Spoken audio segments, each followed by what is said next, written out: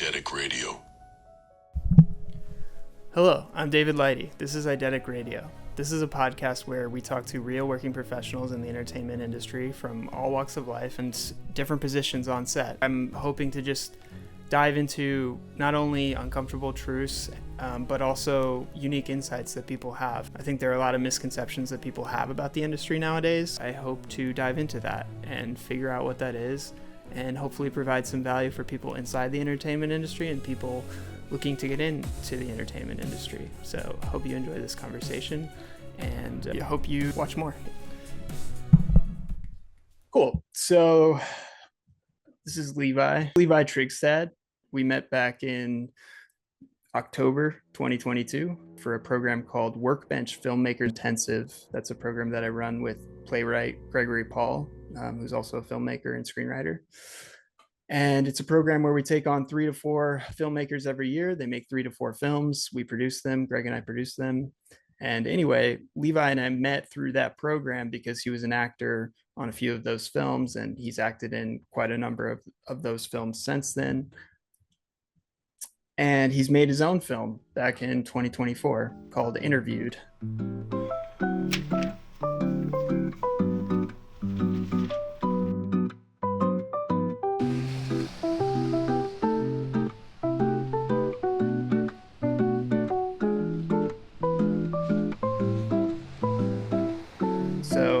Today, we're just going to talk a little bit about his background, how he got into film, how he got into acting, and so on. So why don't you tell me a little bit about what brought you into theater acting and what brought you eventually into acting for film and eventually becoming a filmmaker?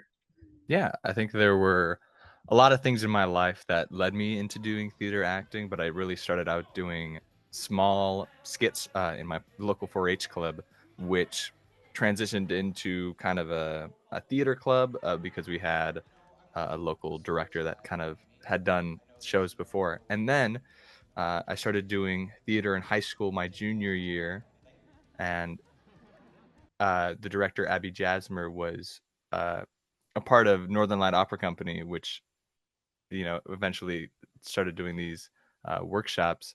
And so I knew that she had done shows with them, and eventually between my junior and senior year of high school, I did the musical Hello Dolly, which was my first musical experience.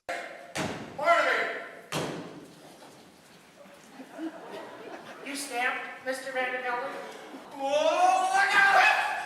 Tell me, what are you doing? Why are you at the table? Excuse me? Begging your pardon, Mrs. Malloy. Gentlemen, what is going on? Help us, Mrs. Malloy. We'll explain later. Come out there once! Where's it as that could be, Mrs. Malloy? Really, Mr. Hackle, Mr. Tucker? I am out of here at once, or I'll be forced to call for Officer... Mr. Vandergelder. On the lyrics run on full arch. If you hear him singing, it's in the sugar case.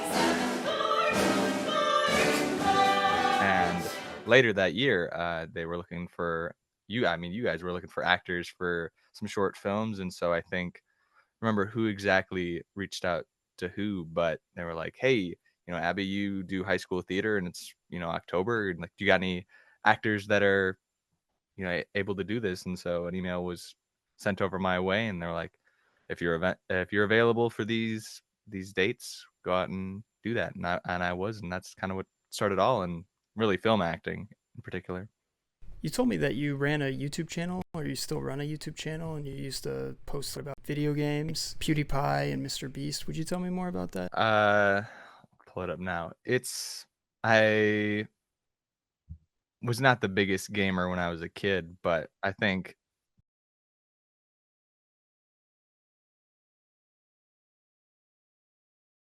Two years ago, we raised $20 million to plant 20 million trees. But you probably know that already, so let's hear from the man himself, Mr. Beast. That's right. Literally, hundreds of us influencers came together and made videos about...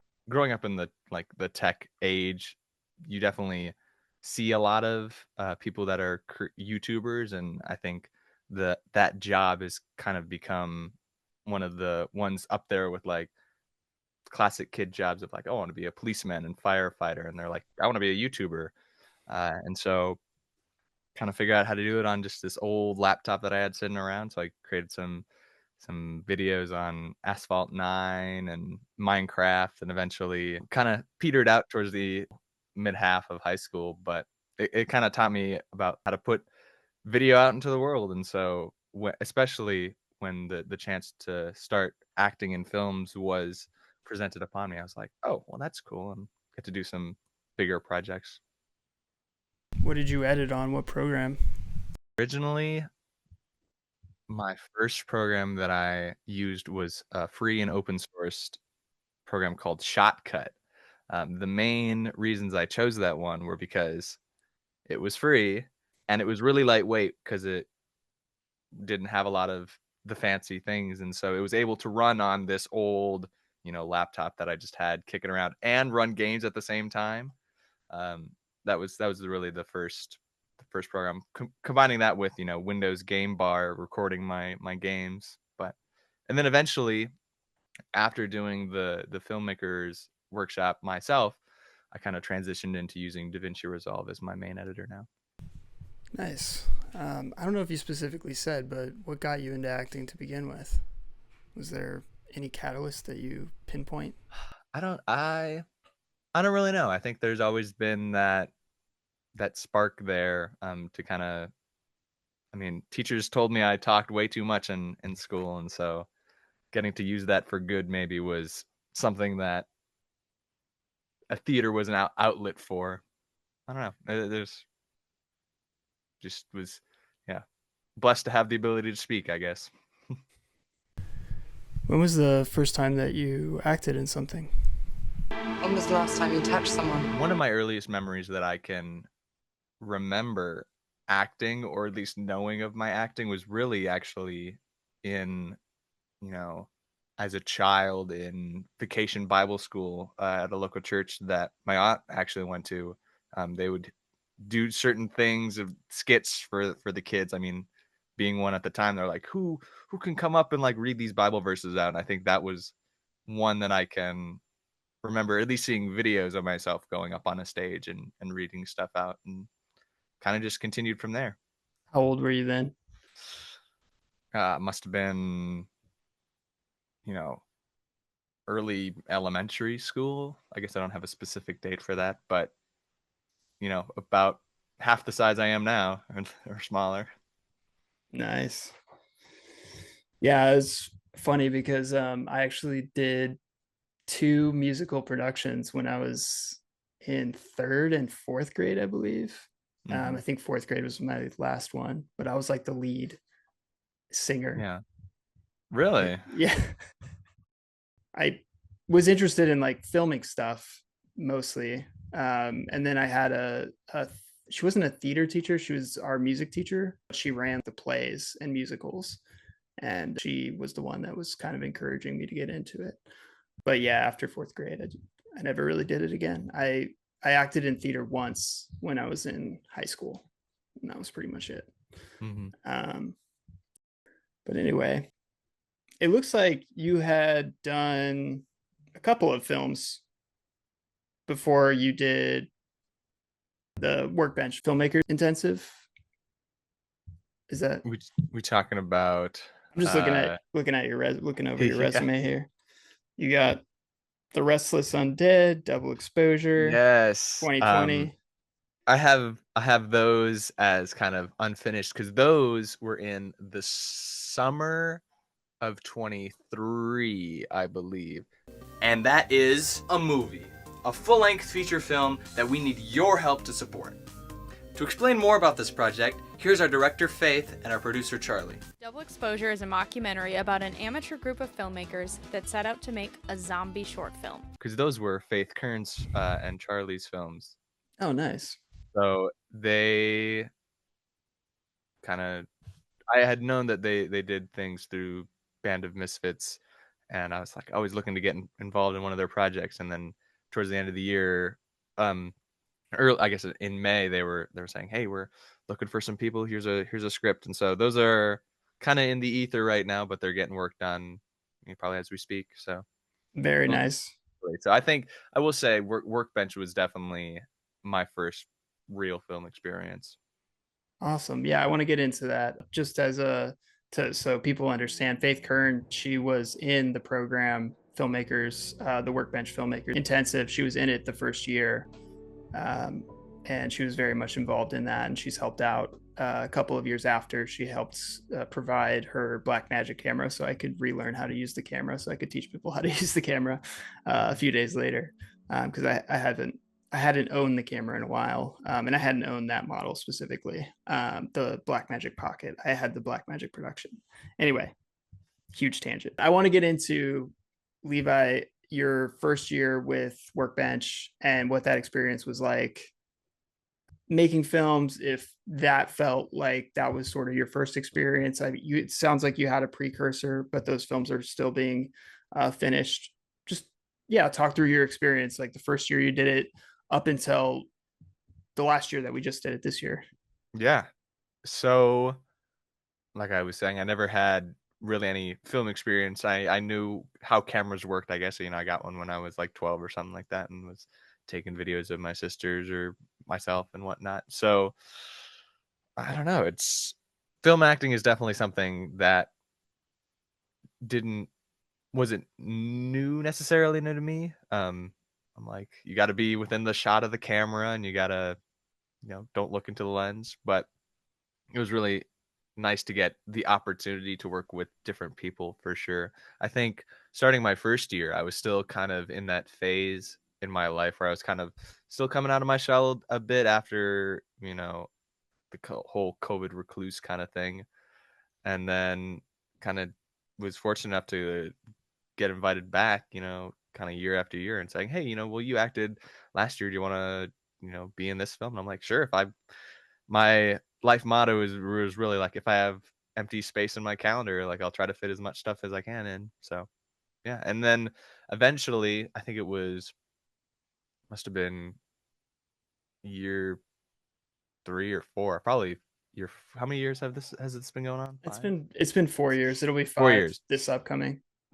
So year 3, after acting for 2 years, Greg and yourself were very like, hey, like, you've done the things, like, why don't you make your own film? And it was kind of up in the air until I was finally like, you know what, why don't I do it? And so getting to be behind the scenes was something that kind of felt natural, just because I'd seen it, years prior, and kind of figure out how to do it through watching other people's, this is what I like, this is what I don't like, this is how would I do it. And years of having those thoughts in my head, I've getting the chance to finally do that was something that I really, really enjoyed. Yeah, you've been so helpful throughout the program. I mean, you've been not only acting in the films, but you've been super involved behind the scenes. I mean, probably of anybody there, you're the most knowledgeable of how things work behind the scenes in terms of how we run them. So yeah, I'm not only happy that you've been there to help us, but yeah, I'm glad you got to actually do the program yourself as well. Let's talk a little bit about Interviewed. How you came Yes. up, how you came up with the idea. So Interviewed was the film that Levi made for Workbench 2024, last year, for the program. Summer, August is usually when we do the program. How did you come up with the idea? Let's start with that.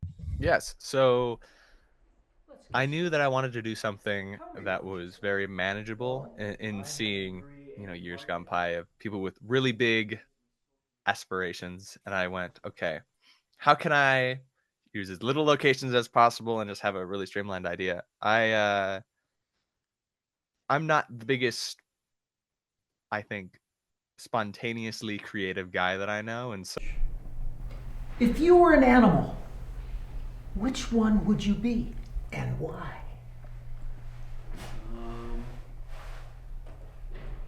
A horse. They're very adaptable. Interesting. Now, try and solve these puzzles so it's for me. coming up with like, well, we'll come up with a script beforehand, because that's when we had figured out that, like, hey, we should have them come in with a script instead of like writing and doing a film. And so I was like, which was nice, so I had time to think about it. But I think I really kind of leaned on the whole almost artificial intelligence boom that was happening right around that time, because that was a new tool that, you know, didn't exist. I mean, when we started this.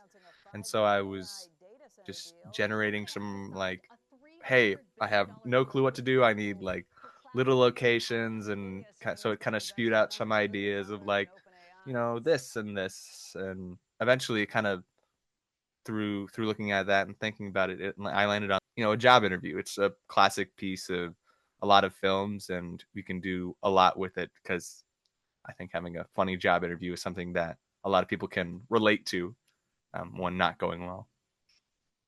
Did you put a genre into the prompts? Not necessarily. I didn't say specifics, but I knew that I kind of wanted to do a comedy because I think that's one of my favorite genres that I like to watch and participate in. So when I was looking for it, I was like, I want to make a fun, kind of happy film.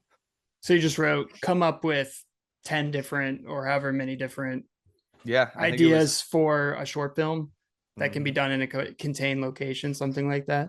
Yeah, I'm recalling on it. That's a lot of, I think, what I did, at least in those early parts, just to like get some creative juices flowing. And then eventually we're like, oh, okay, well, make a script for it. Okay, you got to have the interviewer, you got to have the interviewee, and then kind of worked out a script from there. And how did you go about casting your actors?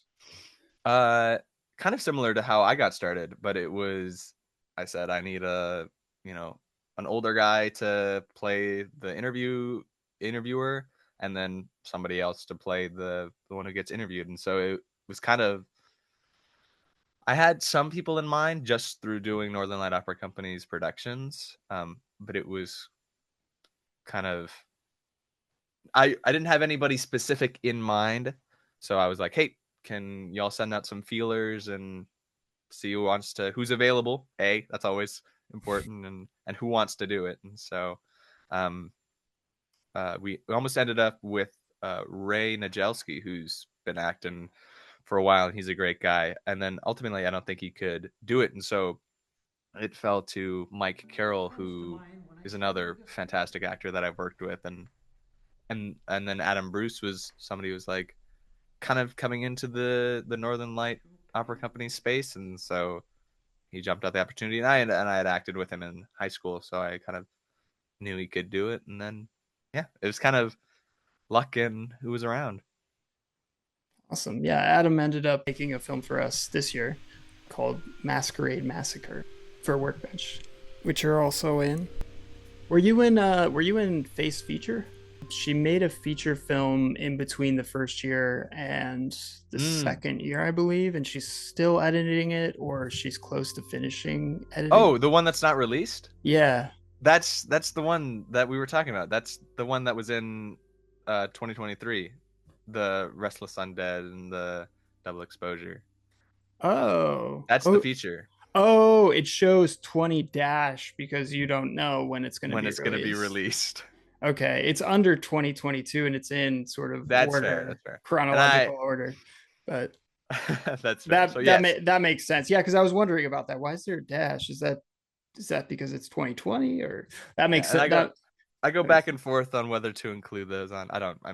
You definitely should include those. Maybe you just put unreleased or something, or I can't think of the right term, but there is one. So Double Exposure, that's a feature too? Double Exposure is the feature. The Restless Undead is the movie within the movie, because it's a mockumentary. Oh, cool. Yeah. So you listed both of them. How long is the Restless Undead by itself? The movie within the movie. I don't know at this point. Was there a script? There was a script for it, right? There was a script. So how long was the script? How many pages? Do you remember? I don't remember off the top of my head. Okay. It's probably like your typical short film. I mean, there wasn't too many scenes. 5 to 10 pages or something. Yeah, I'd say around there. I mean, that whole summer was kind of a blur filming that, because that was my first feature length film and like bigger project that wasn't a Workbench film thing, because that was truly like the second other film experience that I had. So going in like, hey, here's our shot lists, and like, oh, okay, we're shooting for multiple days. Like that was new to me. And then also filming a movie within a movie was a whole fun challenge in and of itself, because you're like, are we cutting for the film inside the film, or are we cutting for real? And then so yeah, those are slowly but surely getting work done. And as an actor, I was definitely like, I guess my part is done, and like hopefully she can transform it into what her vision is. They had that problem on Tropic Thunder. Ben Stiller, they didn't know when he was cutting for the actual film and when he was cutting for because there was a film within a film. Sure.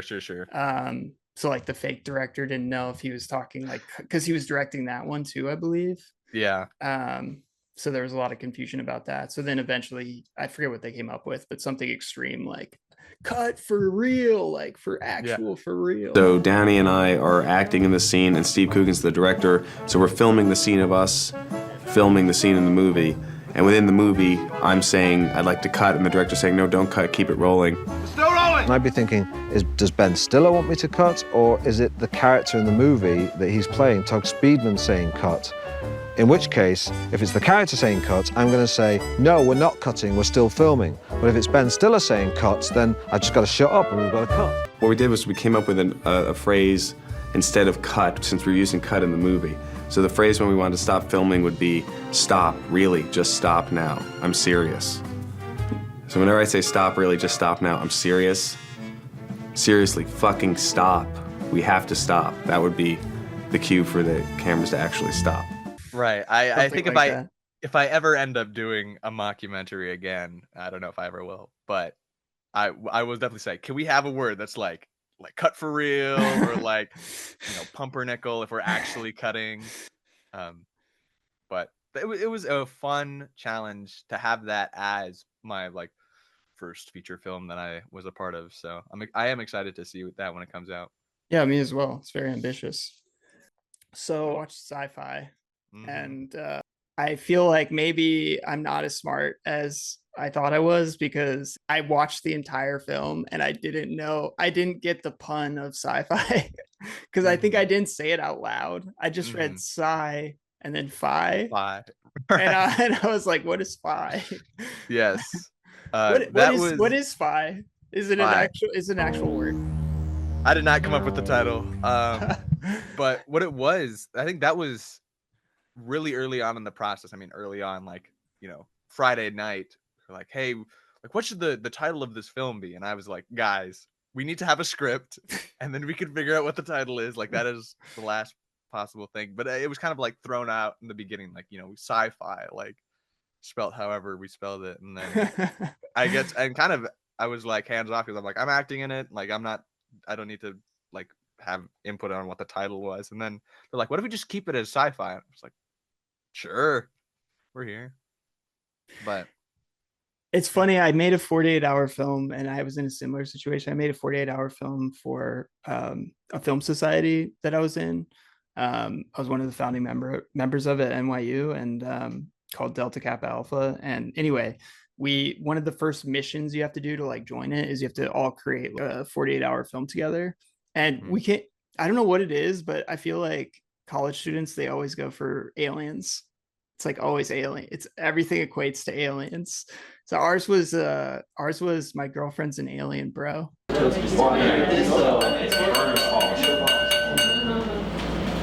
just wanted to raise a glass to the beautiful Jane Doe. Or should I say, Mrs. Jane Weinstein. Babe, you're the love of my life. You're out of this world. Sometimes. I mean, if you want to say that, but we, your friends, have noticed that you're starting to get a little serious, and your fiance's an alien, bro. Well, no, she still has a green card from the last marriage. Not that kind of alien, like a space alien. What? She's definitely from space, man. Most definitely. Okay. What? Oh, how do we describe it? It's like she's just too hot for you. She's way too hot for you, man. That was the title. I was just an editor. I was like trying to talk into other ideas, but I sold them. I was trying to sell them so many different ideas, and they're just like, no, it's my girlfriend's an alien, bro. Right. So that was the one we went with, and it was funny. It ended up turning out okay, like all right for what it is. Yeah. But it was fun to edit. But yeah, it's kind of reminded me of that experience. But I mean, you guys did fantastic. Like I was laughing out loud throughout most of it. Good. The performance is really good. I liked the idea of like pouring honey into his hand. Yeah. Well, it was my first like true 48-hour film, because Workbench was like similar in the fact of like you get 6 hours to shoot it, but 48 being you get write the script, shoot and edit, and then premiere like in 48 hours. And the addition of prompts. So you had to have the line, we don't need the money, we've got the honey.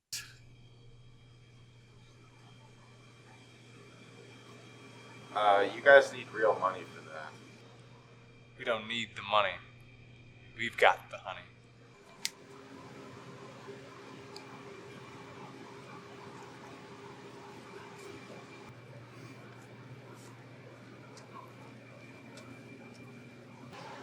And then batteries and a couple other things. And so taking the line of we don't need the money, we've got the honey, and we went, well, what if they're aliens, so what if they use honey as like their form of currency?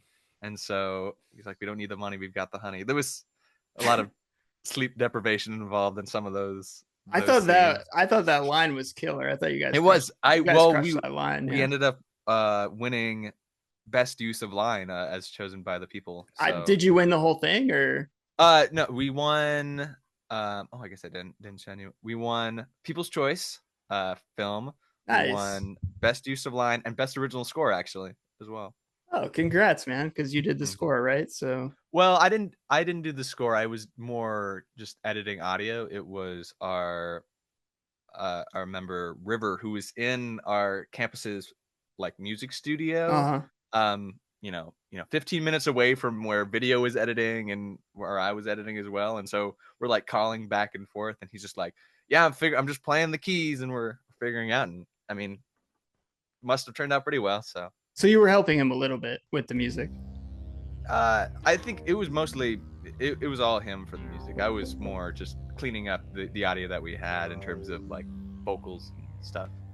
I thought it was interesting that like the combination, I guess it's a 48-hour film and it's not like you guys are professional filmmakers going in there and delegating roles, but I thought it was interesting seeing like the director was the cinematographer. There's a lot of crossover in ways that you wouldn't expect. Like the writers were the editors, something like that. One of the writers was an editor. One of the directors. One of the writers was a producer. One of the writers was an actor. Yeah, one of the actors was a co-director, and then one of the co-directors was a cinematographer, I believe. Was the cinematographer. I really liked the shots in the beginning with I think it was blue. There was kind of a blue. Yeah. The window was a paid actor. That was not intentional, but we've got some comments that were like the lighting in your first scene, like it was so good, and we just hit roll, and that was what the window looked like. So it's really nice in bigger films, but especially in 48-hour films where you can shoot things and then say like, I'm so glad that turned out really good, because it was like a lot of it was unintentional, to say the least. For sure. Yeah, there's so many happy accidents that happen in those things, and unhappy accidents. So you guys were pretty much going from start to finish with it. Yep. Right up into crunch time. Yeah, I think the thing of 48 hours is like, you don't sleep until you get it done. So you're up at like 2 a.m. And I'll pride our group on saying that we got lunch, Saturday that we were filming for like, an hour or so. And I mean, I got to sleep on time, and I think most people did too. So I think the pre-production work and planning really helps with, having everything run smooth so that we can get like good sleep and good food in our systems. And so it was really nice to say, hey, we'll start shooting at, 8 o'clock, and then, we'll take a lunch break, and then we'll, get done by, 11 or something like that. So I think for a 48-hour film, we're like, okay. And it really did help with that crossover and roll. So everybody was kind of doing little parts of everything versus like one guy's going to stay up for 14 hours straight doing this. And it was like, no, well, I'll take half of this and you take half, and then we'll kind of combine it all together. I think that helped our group as well. Definitely, yeah. That sounds amazing. I've never, I don't think had that experience. That was, I mean, talk about another lucky thing in terms of just behind the scenes is our group was able to have a general direction that we were all following and similar goals. And I know because there was 6 groups, I think at least with one of them had a lot of headstrong people, and so they were kind of all pulling in different directions, and so we were able to get an idea really quick and like have everybody like, oh yeah, this is the goal that we're going towards, which was again really, really fortunate to be a part of a team like that. What camera did you shoot on? Yes, some sort of I think it was like a Sony camcorder, one of those like bigger like 4K film camera stuff. So I don't know. Image looked fine, and I guess I didn't really pay too much attention to that, but no, it looked nice. I thought the beginning looked nicer than some of the Workbench films that we've done. Looked really happy good. Accidents. Yeah. How do you all know each other? Yeah, this was a random assignment actually. So there was about 40 people that signed up to do it, and we showed up in our Center for the Arts at around 6:30, 6:45, and they said, okay, here are your groups, and they like kind of randomly assigned us, and it was a good mix of like there was a couple freshmen, a couple of juniors, and like skill levels too. And it was really nice that we had people that were like, oh, I want to write and I want to act and I want to direct. And so luck of the draw was how we ended up knowing each other. And then we kind of throughout doing this, and I guess there wasn't too much interpersonal like connections, but it was definitely, we've got to get a thing together, so we'll put that aside. But yeah, I didn't know any of them going in. That's amazing that you pulled that off, like working in a first time group like that. So we've got about 9 minutes left to show us. There wasn't too much more that I wanted to go into. I think we could do it. Real quick, how did you end up meeting Faith? Did you meet her through Workbench, or had you met her through Faith is the daughter of my mom's maid of honor. Okay, wow. And so we had known their family, probably, I mean, since the beginning of my life, probably, because she's a few years older than I am. And so she was actually in those 4-H clubs that I started out acting in. Oh, she was for a couple of years, she was like the oldest, and then she graduated out and then became the club leader of the one that was really acting focused. And she was probably the person that was a constant throughout acting as a kid, and then actually going into film, because when I knew that she was doing it as well, I was like, oh well, I know her, and then I'll go do this as well. So that's how I got connected as well. So she went to Brainerd, or she went to your high school? She, I think, was, we were in Park Rapids together, or like we didn't go to school together, but she was in the area and I was in the area. So when you say 4-H, what is that? 4-H, yeah. So 4-H is clubs across America. It's like a agriculture club kind of. Okay. Like your FFA, but kind of in the community. So if you go to like a county fair, they'll show like livestock or kind of other stuff. And so that's what it was the 4-H club was definitely, it's for kids like probably first grade to when you're 18, to kind of come together, do community projects, and kind of like a Boy Scouts of sorts, but more kind of open to more people and agricultural focused. And I necessarily wasn't that kind of person as a kid, but then when they had those share the fun skits, where I was like, oh well, they have acting as well, so I'll do that. And kind of just that continued on in my life. I know you said that you're still contemplating and figuring it out, and I think that's totally normal for somebody around your age. But what are you studying right now? And how do you think that aligns with what you're going to do once you graduate? And then ultimately, where do you see your life going from here? Yeah. That's a big question. It was like 3 questions in one. But Right. I'm studying commercial music at Minnesota State University, Moorhead, and it's the counter to music education.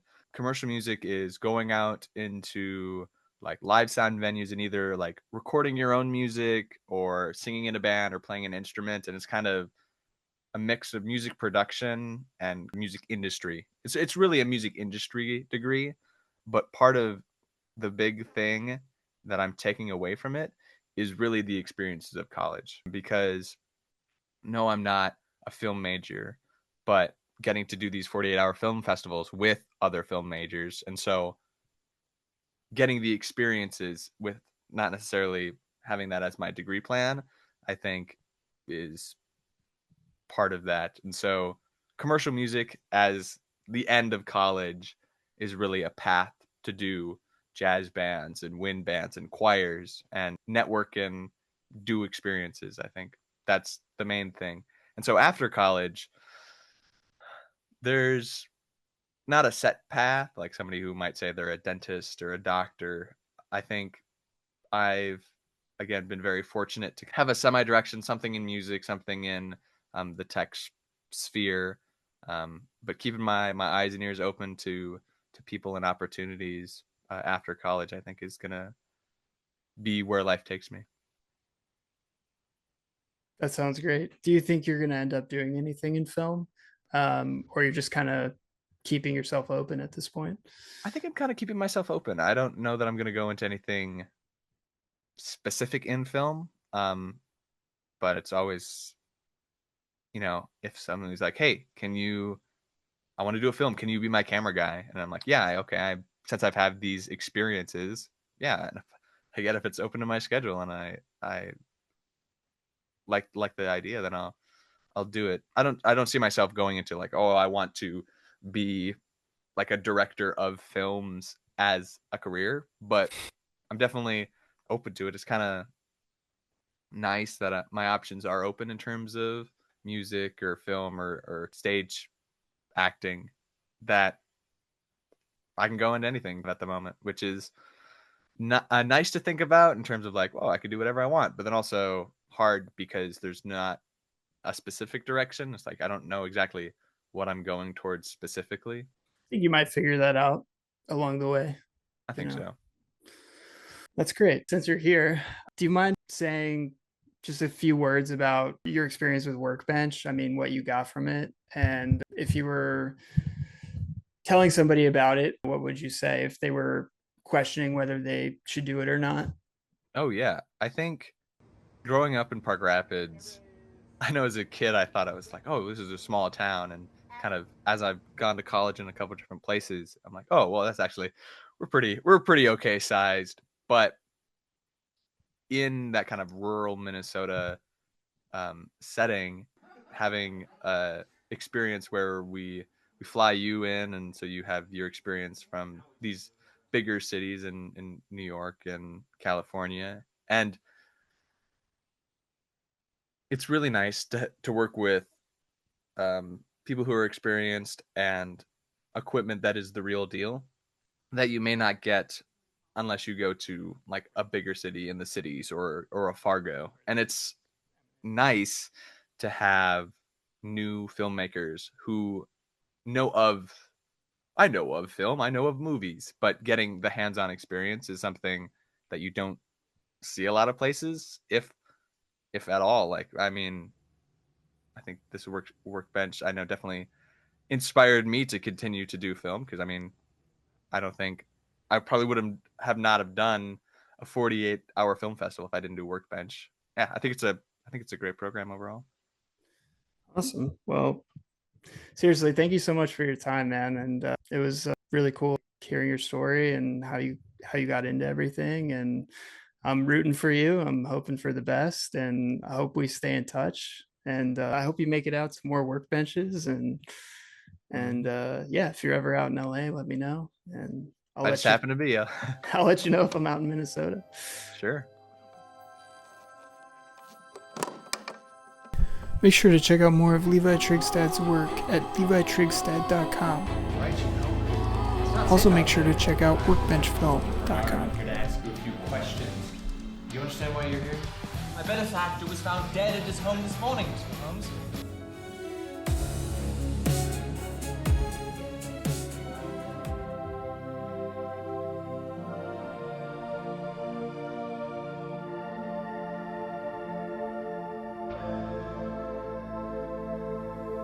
Eidetic Radio.